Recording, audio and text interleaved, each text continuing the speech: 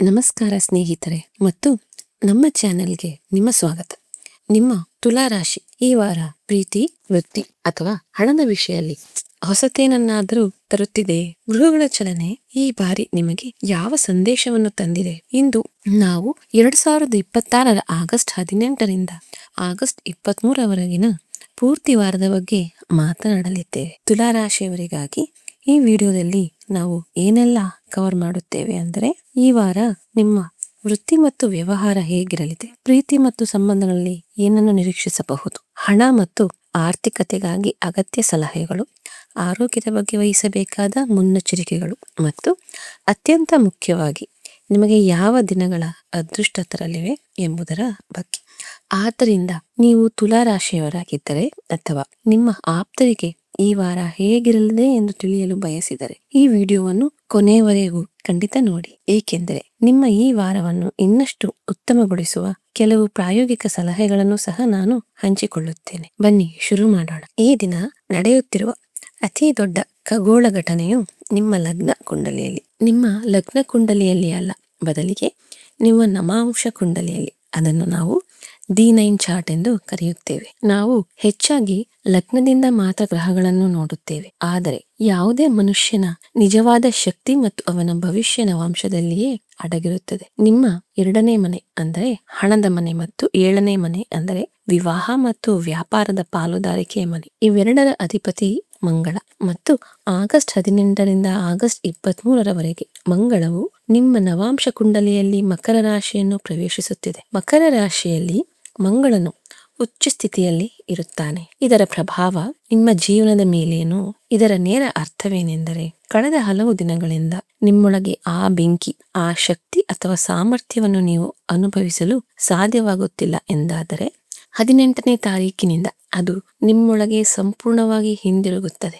August 18ರ ನಂತರ ನೀವು ತೆಗೆದುಕೊಳ್ಳುವ ಯಾವುದೇ ದೊಡ್ಡ ನಿರ್ಧಾರಗಳಲ್ಲಿ ಅದ್ಭುತವಾದ ಸ್ಥಿರತೆ, ಒಂದು ಪ್ರಬುದ್ಧತೆ ಇರುತ್ತದೆ. ಯಾವುದೇ ಸವಾಲನ್ನು ನೇರವಾಗಿ ಎದುರಿಸುವ ನಿಮ್ಮ ಧೈರ್ಯ ಈ ವಾರ ತನ್ನ ಉತ್ತುಂಗದಲ್ಲಿರುತ್ತದೆ. ಈಗ ಇದೇ ಮರಳುತ್ತಿರುವ ಶಕ್ತಿ ಮತ್ತು ಧೈರ್ಯದೊಂದಿಗೆ ನೀವು ನಿಮ್ಮ ಕೆಲಸದ ಸ್ಥಳಕ್ಕೆ ಅಥವಾ ನಿಮ್ಮ ವ್ಯಾಪಾರಕ್ಕೆ ಹೋದಾಗ ಅಲ್ಲಿ ಎಂತಹ ಪರಿಸ್ಥಿತಿ ನಿರ್ಮಾಣವಾಗುತ್ತಿದೆ ಎಂಬುದನ್ನು ಬಹಳ ಗಮನವಿಟ್ಟು ಅರ್ಥ ಮಾಡಿಕೊಳ್ಳಿ. ಇಲ್ಲಿ ಗ್ರಹಗಳ ಅತ್ಯಂತ ಆಸಕ್ತಿದಾಯಕ ಮತ್ತು ವಿರೋಧಾಭಾಸದ ಆಟ ನಡೆಯುತ್ತಿದೆ. ನಿಮ್ಮ 10ನೇ ಮನೆಯಲ್ಲಿ ಅಂದರೆ ನಿಮ್ಮ ಕರ್ಮ ಮತ್ತು ವೃತ್ತಿಯ ಮನೆಯಲ್ಲಿ ದೇವಗುರು ಬೃಹಸ್ಪತಿಯು ತನ್ನ ಉಚ್ಚ ರಾಶಿಯಾದ ಕರ್ಕಾಟಕದಲ್ಲಿ ಕುಳಿತಿದ್ದಾನೆ ಮತ್ತು ಜೊತೆಯಲ್ಲಿ ಮಿತ್ರಗ್ರಹ ಬುಧ ಕೂಡ ಇದ್ದಾನೆ.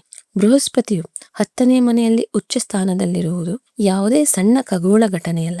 ಇದು ನಿಮ್ಮ ಜ್ಞಾನ, ನಿಮ್ಮ ಸಂವಹನ ಕೌಶಲ್ಯಗಳು ಅಂದರೆ ಮ್ಯಾನೇಜ್ಮೆಂಟ್ ಸ್ಕಿಲ್ಸ್ ಮತ್ತು ನಿಮ್ಮ ಮಾತನಾಡುವ ಶೈಲಿಯನ್ನು ಎಷ್ಟು ಪ್ರಭಾವಶಾಲಿ ಮತ್ತು ಅಭಿವ್ಯಕ್ತಗೊಳಿಸುತ್ತದೆ ಎಂದರೆ, ಕೆಲಸದ ಸ್ಥಳದಲ್ಲಿ ಜನರು ನಿಮ್ಮ ಮಾತನ್ನು ಕೇಳಲು ಮತ್ತು ಅದನ್ನು ಒಪ್ಪಿಕೊಳ್ಳಲು ಮುಂದಾಗುತ್ತಾರೆ. ಆದರೆ ನಾನು ಹೇಳಿದಂತೆ ಇಲ್ಲಿ ಒಂದು ವಿರೋಧಾಭಾಸವಿದೆ. ದೇವಗುರು ಬೃಹಸ್ಪತಿ ತುಲಾ ಲಗ್ನದವರಿಗೆ 6ನೇ ಮನೆ ಅಧಿಪತಿಯೂ ಹೌದು. 6ನೇ ಮನೆಯು ರೋಗ, ಸಾಲ ಮತ್ತು ಶತ್ರುಗಳ ಮನೆಯಾಗಿದೆ. ಶತ್ರು ಮನೆಯ ಅಧಿಪತಿಯು ವೃತ್ತಿಯ ಮನೆಯಲ್ಲಿ ಉಚ್ಚನಾಗಿ ಕುಳಿತಾಗ ನನ್ನ ಜ್ಯೋತಿಷ್ಯದ ಅನುಭವದಲ್ಲಿ ಇದರ ನೇರ ಫಲಿತಾಂಶವೊಂದು ಹೊರಹೊಮ್ಮುತ್ತದೆ. ನಿಮ್ಮ ಯಶಸ್ಸೇ ನಿಮಗೆ ಹೊಸ ಶತ್ರುಗಳನ್ನು ಸೃಷ್ಟಿಸುತ್ತದೆ. ಈ ವಾರ ವಿಶೇಷವಾಗಿ ಆಗಸ್ಟ್ 18 ಮತ್ತು 19ರಂದು ನಿಮ್ಮ ಕೆಲಸಕ್ಕೆ ಮೆಚ್ಚುಗೆ ವ್ಯಕ್ತವಾಗದಂತೆ ಮತ್ತು ನಿಮ್ಮ ಪ್ರತಿಷ್ಠೆ ಹೆಚ್ಚಾಗದಂತೆ ನಿಮ್ಮ ಕೆಲಸಕ್ಕೆ ಮೆಚ್ಚುಗೆ ವ್ಯಕ್ತವಾದಂತೆ ಮತ್ತು ನಿಮ್ಮ ಪ್ರತಿಷ್ಠೆ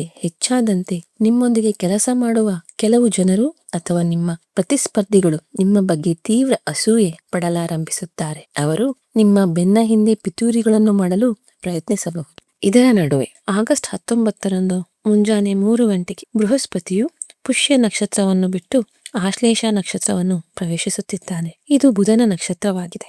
ದಶಮಾಂಶ ಕುಂಡಲಿಯನ್ನು ಅಂದರೆ D10 ಚಾರ್ಟ್ ಆಳವಾಗಿ ವಿಶ್ಲೇಷಿಸಿದಾಗ ಈ ಗೋಚಾರವು ನಿಮ್ಮೊಳಗೆ ಕೆಲಸವನ್ನು ಅಥವಾ ಪ್ರಸ್ತುತ ಉದ್ಯೋಗವನ್ನು ಬದಲಾಯಿಸುವ ಅತ್ಯಂತ ತೀವ್ರವಾದ ಆಸೆಯನ್ನು ಹುಟ್ಟುಹಾಕುತ್ತದೆ ಎಂಬುದು ಸ್ಪಷ್ಟವಾಗಿ ಕಂಡುಬರುತ್ತದೆ. ನಿಮ್ಮೊಳಗಿದ್ದ ಹಳೆಯ ಸುಸ್ತು ಈಗ ನಾನು ಇಲ್ಲಿಂದ ಹೊರಬಂದು ಹೊಸದೇನನ್ನಾದರೂ ಮಾಡಬೇಕು ಎಂಬ ಹಠವಾಗಿ ಬದಲಾಗುತ್ತದೆ.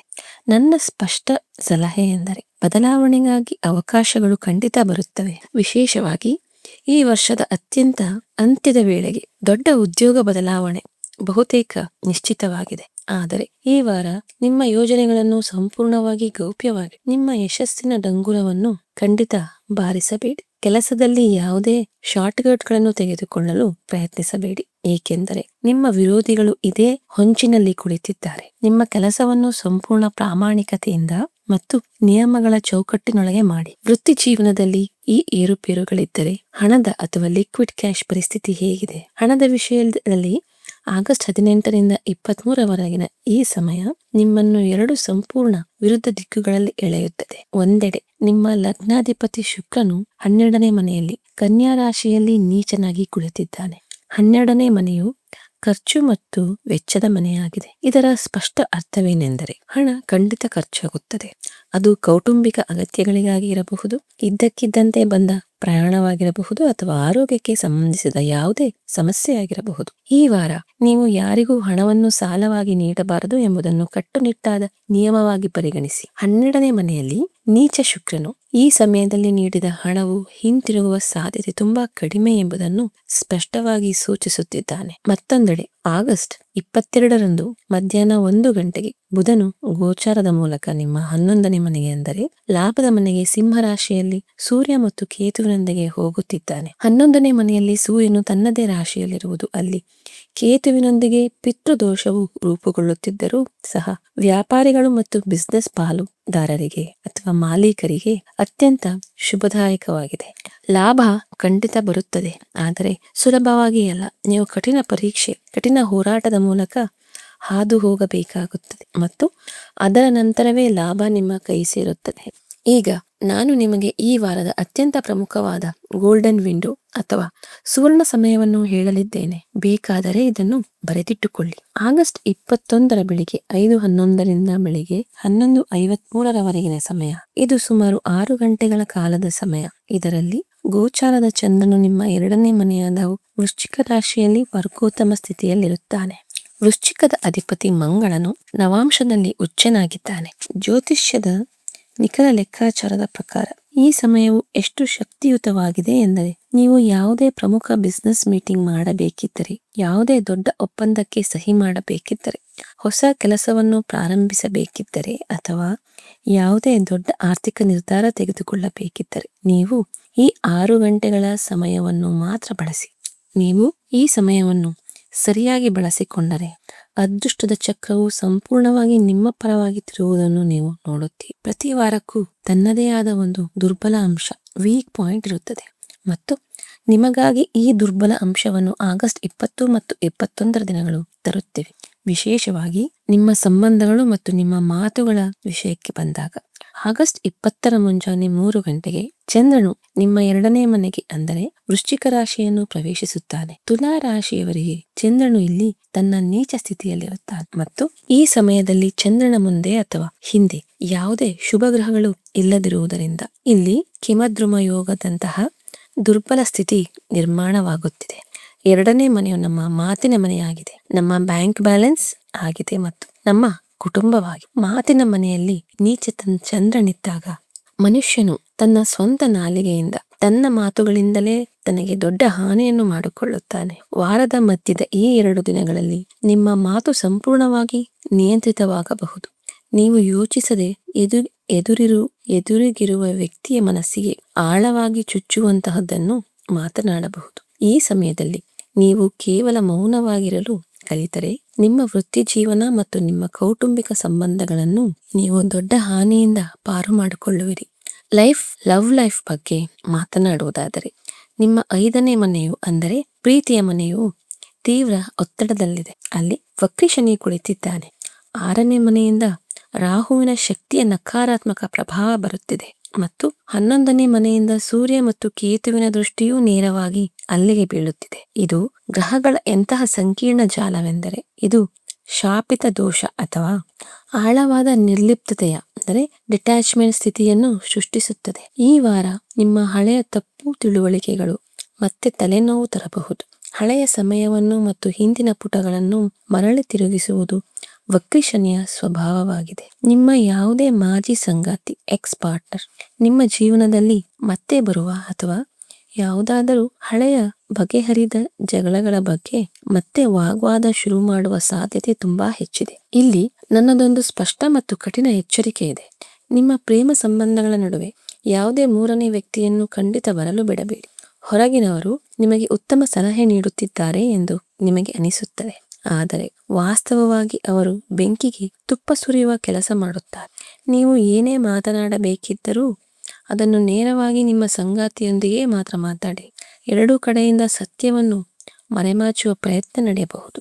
ಆದ್ದರಿಂದ ನೀವು ಸಂಬಂಧದಲ್ಲಿ ಸಂಪೂರ್ಣ ಪಾರದರ್ಶಕತೆ, ಟ್ರಾನ್ಸ್ಪರೆನ್ಸಿ ಕಾಯ್ದುಕೊಳ್ಳಿ. ಅದೇ ರೀತಿ ನಾವು ದಾಂಪತ್ಯ ಜೀವನದ ಬಗ್ಗೆ ಮಾತನಾಡುವುದಾದರೆ ಪರಿಸ್ಥಿತಿಯು ಅವಿವಾಹಿತರಿಗಿಂತ ಸಾಕಷ್ಟು ಉತ್ತಮವಾಗಿದೆ. ಸಪ್ತಮ ಭಾವದ ಅಧಿಪತಿ ಮಂಗಳನು 9ನೇ ಮನೆಯಲ್ಲಿ ಭಾಗಿತ ಮನೆಯಲ್ಲಿ ಇದ್ದಾನೆ ಮತ್ತು ನವಾಂಶದಲ್ಲಿ ಉಚ್ಚನಾಗಿದ್ದಾನೆ. ಆದ್ದರಿಂದ ಗಂಡ ಮತ್ತು ಹೆಂಡತಿಯ ನಡುವೆ ಉತ್ತಮ ಪರಸ್ಪರ ಹೊಂದಾಣಿಕೆ ಇರುತ್ತದೆ. ನೀವು ಕೇವಲ ಒಂದು ವಿಷಯವನ್ನು ನೆನಪಿನಲ್ಲಿಡಬೇಕು. ನಿಮ್ಮ ವೈಯಕ್ತಿಕ ನಿರ್ಧಾರಗಳಲ್ಲಿ ನಿಮ್ಮ ಅತ್ತೆ ಮಾವ, ಸಂಗಾತಿಯ ಕಡೆಯವರು ಹೆಚ್ಚು ಹಸ್ತಕ್ಷೇಪ ಮಾಡಲು ಬಿಡಬೇಡಿ ಮತ್ತು ನಿಮ್ಮ ಮಿತಿಗಳನ್ನು, ಬೌಂಡ್ರೀಸ್ ಅನ್ನು ಸ್ಪಷ್ಟವಾಗಿ ನಿಗದಿಪಡಿಸಿ. ತುಲಾ ರಾಶಿಯಲ್ಲಿ 3 ಪ್ರಮುಖ ನಕ್ಷತ್ರಗಳು ಬರುತ್ತವೆ: ಚಿತ್ರ, ಸ್ವಾತಿ ಮತ್ತು ವಿಶಾಖ. ಈ ನಕ್ಷತ್ರಗಳ ಆಧಾರದ ಮೇಲೆ ಈ ವಾರ ನೀವು ಕೆಲವು ಅತ್ಯಂತ ನಿಖರವಾದ ಫಲಿತಾಂಶಗಳನ್ನು ನೋಡುತ್ತೀರಿ. ನೀವೊಬ್ಬ ವಿದ್ಯಾರ್ಥಿಯಾಗಿದ್ದರೆ 20 ಮತ್ತು 21ನೇ ತಾರೀಕಿನಂದು ನೀಚ ಚಂದ್ರನ ಪ್ರಭಾವದಿಂದ ನಿಮ್ಮ ಗಮನ ವಿಚಲಿತವಾಗುತ್ತದೆ. ಓದಿನಲ್ಲಿ ಮನಸ್ಸು ಕೇಂದ್ರಿತವಾಗುತ್ತಿಲ್ಲ ಎಂದು ನಿಮಗೆ ಪದೇ ಪದೇ ಅನಿಸುತ್ತದೆ. ಆದರೆ ನೀವು ಸ್ವಾತಿ ನಕ್ಷತ್ರದಲ್ಲಿ ಜನಿಸಿದ್ದರೆ ಈ ವಾರ ನಿಮಗೆ ಯಾವುದೇ ದೊಡ್ಡ ಪವಾಡಕ್ಕಿಂತ ಕಡಿಮೆ ಇಲ್ಲ. ಸ್ವಾತಿ ನಕ್ಷತ್ರದವರು ಈ ಸಮಯದಲ್ಲಿ ಅತ್ಯಂತ ಹೆಚ್ಚಿನ ದೈವಿಕ ಕೃಪೆಯನ್ನು, ಡಿವೈನ್ ಗ್ರೇಸ್ ಪಡೆಯುತ್ತಿದ್ದಾರೆ. ನೀವು ಯಾವುದೇ ಪ್ರವೇಶ ಪರೀಕ್ಷೆ, ಎಂಟ್ರೆನ್ಸ್ ಎಕ್ಸಾಮ್ ತಯಾರಿ ನಡೆಸುತ್ತಿರಲಿ ಅಥವಾ ನಿಮ್ಮ ಯಾವುದೇ ದೊಡ್ಡ ರಿಸಲ್ಟ್ ಬರಲಿರಲಿ, ನಿಮ್ಮ ಏಕಾಗ್ರತೆ ಮಟ್ಟ, ಕಾನ್ಸಂಟ್ರೇಷನ್ ಲೆವೆಲ್ ಇತರರಿಗಿಂತ ಉತ್ತಮವಾಗಿರುತ್ತದೆ ಮತ್ತು ಅದೃಷ್ಟ ನಿಮ್ಮನ್ನು ಸಂಪೂರ್ಣವಾಗಿ ಬೆಂಬಲಿಸುತ್ತದೆ. ನಿಮ್ಮ ಅಧ್ಯಯನ ಮಾಡುವ ವಿಧಾನದಲ್ಲಿ ಸ್ವಲ್ಪ ನವೀನತೆ, ಸ್ವಲ್ಪ ಸೃಜನಶೀಲತೆಯನ್ನು, ಕ್ರಿಯೇಟಿವಿಟಿ ತರಬೇಕಷ್ಟೆ.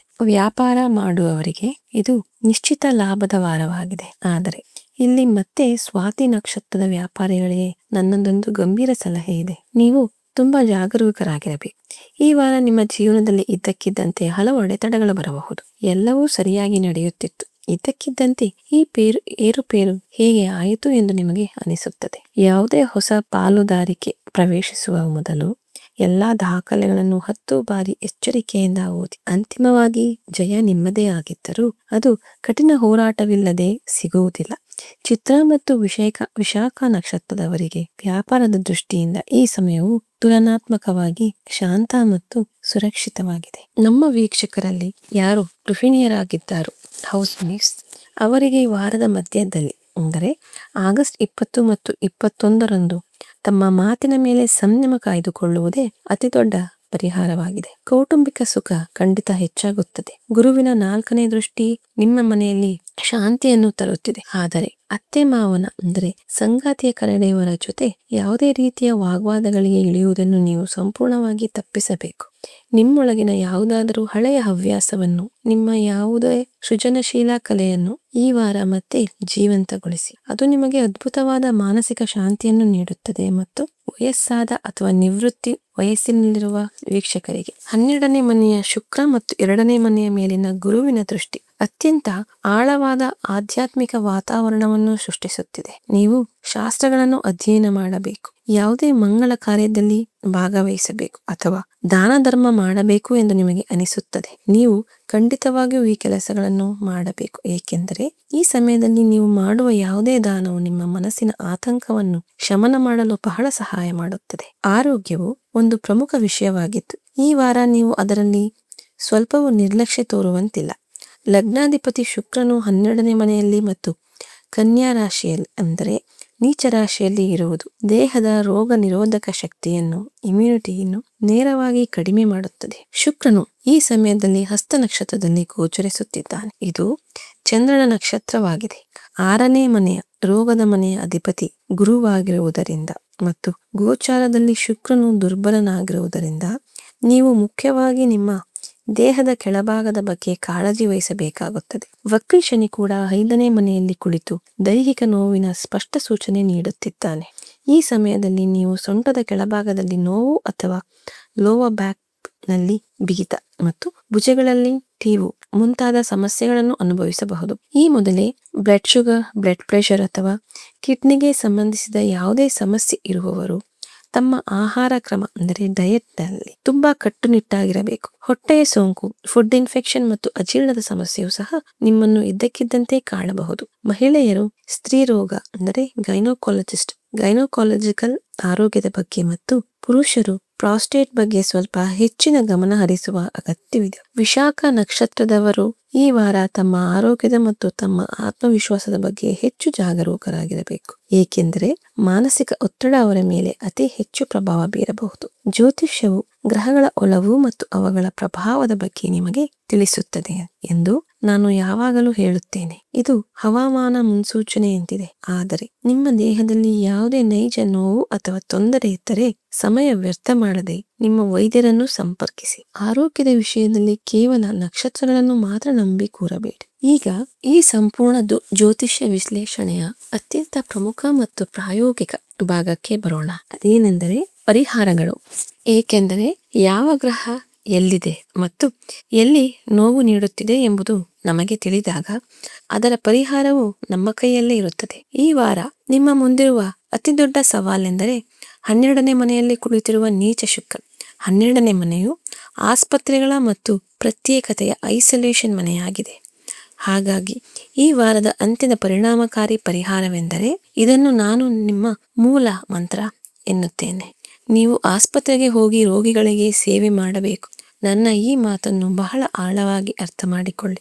ಮನೆಯಲ್ಲಿ ಕುಳಿತು ಆನ್ಲೈನ್ ಮೂಲಕ ದಾನ ಮಾಡುವುದರಿಂದ ಆ ಫಲ ಖಂಡಿತ ಸಿಗುವುದಿಲ್ಲ. ನೀವೇ ಖುದ್ದಾಗಿ ಹತ್ತಿರದ ಆಸ್ಪತ್ರೆಗೆ ಹೋಗಿ ನಿಜವಾಗಿಯೂ ಸಹಾಯ ಅಗತ್ಯವಿರುವ ಅಸಹಾಯಕ ಬಡ ಅಥವಾ ನಿರ್ಗತಿಕ ರೋಗಿಯನ್ನು ಹುಡುಕಿ ಅವರಿಗೆ ಔಷಧಿಗಳನ್ನು ಖರೀದಿಸಿಕೊಡಿ. ಅವರಿಗೆ ಊಟ ವ್ಯವಸ್ಥೆ ಮಾಡಿ ಅಥವಾ ದೈಹಿಕವಾಗಿ ಅವರಿಗೆ ಯಾವುದಾದರೂ ಸಹಾಯ ಮಾಡಿ. ನೀವು 12ನೇ ಮನೆಗೆ ಅಂದರೆ ಆಸ್ಪತ್ರೆಗೆ ಹೋಗಿ ನಿಮ್ಮ ಹಣ ಮತ್ತು ಶಕ್ತಿಯನ್ನು ಸ್ವ ಇಚ್ಛೆಯಿಂದ ಖರ್ಚು ಮಾಡಿದಾಗ ನೀಚ ಶುಕ್ರನ ನಕಾರಾತ್ಮಕ ಪ್ರಭಾವವು ಪವಾಡ ಸದೃಶವಾಗಿ ಕಡಿತಗೊಳ್ಳುತ್ತದೆ. 2ನೇ ಪರಿಹಾರವೆಂದರೆ ಶುಕ್ರವಾರದಂದು ಚಿಕ್ಕ ಹುಡುಗಿಯರಿಗೆ ಅನ್ನದಾನ ಅಂದರೆ ಆಹಾರವನ್ನು ಖಂಡಿತ ದಾನ ಮಾಡಿ. 3ನೇ ಪರಿಹಾರ, ನಿಮ್ಮ ಲಗ್ನಾಧಿಪತಿಗೆ ಬಲ ತುಂಬಲು ವಾರವಿಡೀ ಶುಕ್ರನ ಬೀಜ ಮಂತ್ರವಾದ ಓಂ ದ್ರಾಂ ದ್ರೀಂ ದ್ರೌಂ ಸಹ ಶುಕ್ರಾಯ ನಮಃ ಅಥವಾ ನೇರವಾಗಿ ಓಂ ಶುಂ ಶುಕ್ರಾಯ ನಮಃ ಅನ್ನು ನಿಯಮಿತವಾಗಿ ಜಪಿಸಿ. ಇದನ್ನು ನಿಮ್ಮ ದಿನಚರಿಯ ಪ್ರಮುಖ ಭಾಗವನ್ನಾಗಿ ಮಾಡಿಕೊಳ್ಳಿ. ಮತ್ತು ಈಗ ಪವಿತ್ರ ಶ್ರಾವಣ ಮಾಸ ನಡೆಯುತ್ತಿರುವುದರಿಂದ ಶಿವನನ್ನು ಆರಾಧಿಸುವುದು ನಿಮಗೆ ಯಾವುದೇ ರಕ್ಷಾ ಕವಚಕ್ಕಿಂತ ಕಡಿಮೆ ಇಲ್ಲ. ಶಿವಲಿಂಗಕ್ಕೆ ಹಾಲು ಮತ್ತು ಮೊಸರಿನಿಂದ ಅಭಿಷೇಕ ಮಾಡಿ ಮತ್ತು ತಾಯಿ ಪಾರ್ವತಿಯನ್ನು ಒಟ್ಟಿಗೆ ಪೂಜಿಸಿ. ಇದು ನಿಮ್ಮ ಜೀವನದಲ್ಲಿ ಬರುವ ಹಠಾತ್ ಅಡೆತಡೆಗಳನ್ನು ಶಮನಗೊಳಿಸುತ್ತದೆ. ಇದರೊಂದಿಗೆ ನಿಮ್ಮ ಕುಲದೇವಿಯನ್ನು ನಿಯಮಿತವಾಗಿ ಆರಾಧಿಸಲು ಖಂಡಿತ ಮರೆಯಬೇಡಿ. ಮನಸ್ಸಿನಲ್ಲಿ ಆತಂಕ ಮತ್ತು ಗೊಂದಲವನ್ನು ಶಮನಗೊಳಿಸಲು ದಿನಕ್ಕೆ ಕನಿಷ್ಠ 3 ಬಾರಿಯಾದರೂ ದುರ್ಗಾ ಚಾಲಿಸ ಮತ್ತು ಲಕ್ಷ್ಮೀ ಚಾಲಿಸವನ್ನು ಪಠಿಸಿ. ಈ ವಾರ ನಿಮ್ಮ ಅದೃಷ್ಟದ ಸಂಖ್ಯೆಗಳು 8 ಮತ್ತು 4 ಆಗಿರುತ್ತದೆ ಮತ್ತು ನಿಮ್ಮ ಅದೃಷ್ಟದ ಬಣ್ಣಗಳು ಕಿತ್ತಳೆ, ಬಿಳಿ ಮತ್ತು ಕಪ್ಪು. ಕೊನೆಯದಾಗಿ ನಾನು ನಿಮಗೆ ಅಂತ್ಯದ ಆಳವಾದ ಮತ್ತು ಪ್ರಾಯೋಗಿಕವಾದದ್ದನ್ನು ಹೇಳಲು ಬಯಸುತ್ತೇನೆ. ನವಾಂಶ ಮತ್ತು ದಶಮಾಂಶ ಕುಂಡಲಿಗಳನ್ನು ಇಷ್ಟು ಆಳವಾಗಿ ಅಧ್ಯಯನ ಮಾಡಿದ ನಂತರ ಅಂತ್ಯದ ಅತ್ಯಂತ ಸ್ಪಷ್ಟವಾಗಿ ಹೊರಹೊಮ್ಮುತ್ತಿರುವ ಒಂದು ವಿಷಯವೆಂದರೆ ನಮ್ಮ ಮನಸ್ಥಿತಿ. ಈ ವಾರ ನೀವು ನಿಮ್ಮನ್ನು ಸಂತ್ರಸ್ತರು ಅಂದರೆ ವಿಕ್ಟಿಮ್ ಎಂದುಕೊಳ್ಳುವ ಮನಸ್ಥಿತಿಯಿಂದ ಸಂಪೂರ್ಣವಾಗಿ ಬರಬೇಕಾಗುತ್ತದೆ. ಅನೇಕ ಬಾರಿ ನಮಗೆ ಎಲ್ಲ ಸಮಸ್ಯೆಗಳು ನನಗೆ ಮಾತ್ರ ಏಕೆ ಆಗುತ್ತಿವೆ ಅಥವಾ ನನ್ನ ಕೆಲಸಗಳು ಮಾತ್ರ ಏಕೆ ನಿಂತು ಹೋಗುತ್ತಿವೆ ಎಂದು ಅನಿಸುತ್ತದೆ. ವೈದಿಕ ಜ್ಯೋತಿಷ್ಯದ ಅತ್ಯಂತ ಕಹಿಯಾದ ಆದರೆ ಸತ್ಯವಾದ ನಿಯಮ ಹೊಂದಿದೆ. ನಮ್ಮ ಜೀವನದಲ್ಲಿ ಬರುವ ಜನರು ಅವರು ನಮ್ಮ ಪೋಷಕರಾಗಿರಬಹುದು ಅಥವಾ ನಮ್ಮ ಜೀವನ ಸಂಗಾತಿಯಾಗಿರಬಹುದು. ಅವರು ನಮ್ಮ ಹಿಂದಿನ ಜನ್ಮಗಳ ಕರ್ಮದ ಹೊರೆ ಕಾರ್ಮಿಕ್ ಪ್ಯಾಕೇಜ್ ಆಗಿರುತ್ತಾರೆ. ಈ ಸತ್ಯವನ್ನು ನೀವು ಶಾಂತ ಮನಸ್ಸಿನಿಂದ ಒಪ್ಪಿಕೊಳ್ಳಬೇಕು. ನಿಮ್ಮ ಸಂದರ್ಭಗಳಿಂದ ಓಡಿ ಹೋಗುವ ಅಥವಾ ಯಾವುದೇ ಶಾರ್ಟ್ಕಟ್ ಹುಡುಕುವ ಬದಲು ಅವು ಹೇಗಿವೆಯೋ ಹಾಗೆಯೇ ಅವುಗಳನ್ನು ಸ್ವೀಕರಿಸಿ. ನಿಮ್ಮ ಮುಂದೆ ನಿಂತಿರುವ ಸಮಸ್ಯೆಯನ್ನು ಒಪ್ಪಿಕೊಳ್ಳಿ ಮತ್ತು ನಂತರ ಅದನ್ನು ಪರಿಹರಿಸುವ ನಿಟ್ಟಿನಲ್ಲಿ ಕೆಲಸ ಮಾಡಿ. ಆಗಸ್ಟ್ 22ರ ಮಧ್ಯಾಹ್ನ ಚಂದ್ರನು ಧನುರಾಶಿಗೆ ಅಂದರೆ ನಿಮ್ಮ 3ನೇ ಮನೆಗೆ ಹೋದ ತಕ್ಷಣ ಅಲ್ಲಿ ಚಂದ್ರ ಮಂಗಳ ಯೋಗ ರೂಪುಗೊಳ್ಳುತ್ತದೆ. ಶನಿ ಮತ್ತು ಕೇತುವಿನ ದೃಷ್ಟಿಯಿಂದ ಅಲ್ಲಿ ಶಕಟ ಯೋಗವು ರೂಪುಗೊಳ್ಳುತ್ತಿದ್ದು, ಇದು ನಿಮ್ಮ ಕೆಲಸದಲ್ಲಿ ಸ್ವಲ್ಪ ವಿಳಂಬ ಮಾಡಿದರೂ ಸಹ ಆ ಚಂದ್ರಮಂಗಳ ಯೋಗವು ನಿಮಗೆ ಎಂತಹ ಅದ್ಭುತ ಧೈರ್ಯವನ್ನು ನೀಡುತ್ತದೆ ಎಂದರೆ, ನೀವು ಯಾವುದೇ ಸವಾಲನ್ನು ನೇರವಾಗಿ ಎದುರಿಸಲು ಸಿದ್ಧರಾಗಿ ನಿಲ್ಲುವಿರಿ. ಗ್ರಹಗಳ ಒಲವು ನಿಮಗೆ ಶಕ್ತಿಯನ್ನು ನೀಡಬಹುದು, ಸರಿಯಾದ ಸಮಯವನ್ನು ಗುರುತಿಸುವಂತೆ ಮಾಡಬಹುದು. ಆದರೆ ಆ ಶಕ್ತಿಯನ್ನು ನಿಮ್ಮ ನೈಜ ಯಶಸ್ಸನ್ನಾಗಿ ಪರಿವರ್ತಿಸುವುದು ನಿಮ್ಮ ಸ್ವಂತ ಕರ್ಮಗಳ ಕೈಯಲ್ಲಿದೆ. ನಿಮ್ಮೊಂದಿಗೆ ಮತ್ತು ನಿಮ್ಮ ಸೃಜನಶೀಲತೆಯೊಂದಿಗೆ ಆಳವಾಗಿ ಸಂಪರ್ಕದಲ್ಲಿರಿ. ದೇವರಲ್ಲಿ ನನ್ನ ಪ್ರಾರ್ಥನೆ ಏನೆಂದರೆ, ಆಗಸ್ಟ್ 18ರಿಂದ 23ರವರೆಗಿನ ಈ ಸಮಯವು ನಿಮಗೆ ಸಂಪತ್ತು, ಶಕ್ತಿ ಮತ್ತು ಅದೃಷ್ಟ ಈ ಮೂರರ ದೊಡ್ಡ ಬಾಗಿಲುಗಳನ್ನು ತೆರೆಯಲಿ. ನೀವೆಲ್ಲರೂ ಹೀಗೆಯೇ ನಮ್ಮೊಂದಿಗೆ ಸಂಪರ್ಕದಲ್ಲಿರಿ. ನಿಮ್ಮ ಮತ್ತು ನಿಮ್ಮ ಪ್ರೀತಿ ಪಾತ್ರರ ಬಗ್ಗೆ ಕಾಳಜಿ ವಹಿಸಿ. ನಮಸ್ಕಾರ.